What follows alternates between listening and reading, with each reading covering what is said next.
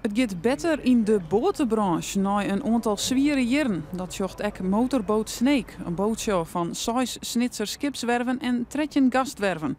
Alle keren worden de shows beter bezocht, maar dat betekent nog net dat de bedrijven er weer hielendal bovenop binnen.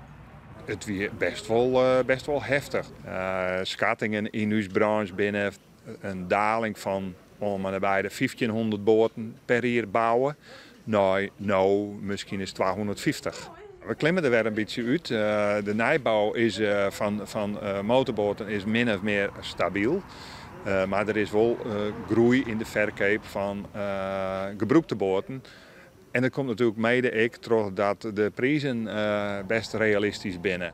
Je moet er nog altijd wel wat yield hebben, maar dan kun je snits ook voor alle boten terugten. Ja, de bedragen van de boten die je lezen, dat is van een Aquanaut van misschien 35 jaar oud voor €24.000.